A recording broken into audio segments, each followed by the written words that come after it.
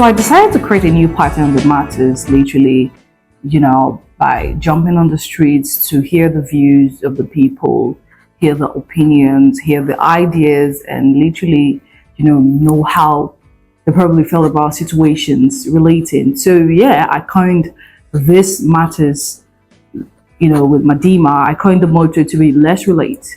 It used to be changing perspectives and growing the nation, but this time around is let's relate. I mean, let's relate to the happenings of our country. Let's relate to the happenings amongst us. Let's relate to situations. Let's relate to lifestyle. Let's relate to politics. Let's relate to our society. Let's just relate. Let's just relate to everything. So yeah, this is me creating like a new dimension of that. Let's relate. So the first place I went to was the IDP camp, the internally displaced persons arena. I went there and I was literally moved. So the first question I asked them what you want to be in life, or what you want to be in future. What you want to be in future, and why do you want to be that? So I got a very touching answer. Unfortunately, I don't think I really got that scene, but I'm just going to check through for that. I got a very touching answer, and the guy said, I just want to be an army. I want to be a military guy. I want to be a military officer. I was like, okay, why do you want to be an officer? Like, why do you want to be, a military officer, a military personnel? And then he was like, because I just want to kill Boko Haram. Wow.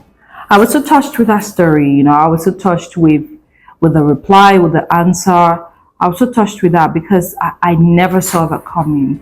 So I said, really? So he explained further. He was like, I want to, fight the Boko Haram because they took my daddy and mommy away. I was really touched by that. I was moved by that very answer, and I felt like, that boy needed some encouragement. He needed some care, some guidance. He needed some, what's the word? He needed some counseling. Yes. So yeah, I went on further. I talked about situations in the society. I talked about marijuana, because a lot of people literally are getting too sad, depressed, daily. People just want to, have fun. People just want to smoke their lives away and become all right. Yeah. So I had to talk about marijuana, and I asked people. Some people said it was cool. Some other people said there were a lot of madness, in the country. And if Nigeria should legalize that would be a very big hit. I talked about same-sex marriage. I talked about separate bank accounts. You see, families these days are beginning to have issues. Not like those days where,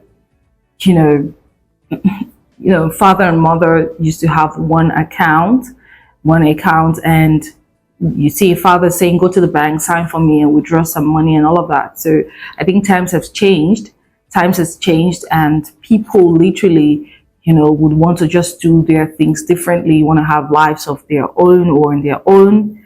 People just want to be who they are, literally. Also, I talked about same-sex marriage.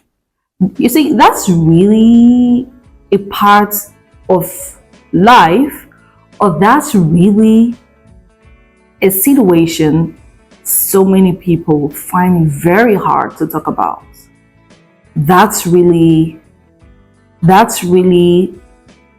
yeah, I'd say a situation so many people find it very hard to talk about because it's quite sensitive. We're talking about human beings here. We're talking about the emotions of human beings. We're talking about people's lifestyle, people who were just born to see themselves the way they are.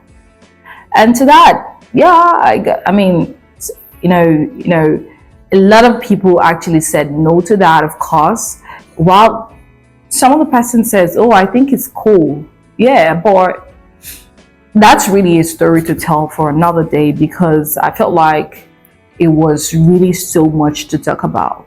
So that's really a story to talk about for another day. I mean, it's a heavy one, it's a big one, and I feel like people don't like to talk about that because it's nature, it's natural, and something that is natural, it's something you cannot even question. But the only person you have to question is God, because why? I mean, why? Why is it that way? But I would say, literally, if there should be a control to that, then it should be a parental control.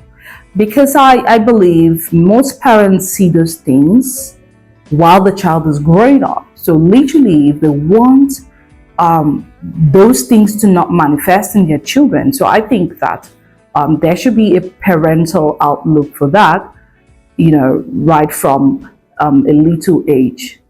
Yes, I think that that is literally what is going to help, eradicate situations like that, or human beings like that. However, I talked more on minimum wage. Minimum wage. Hello.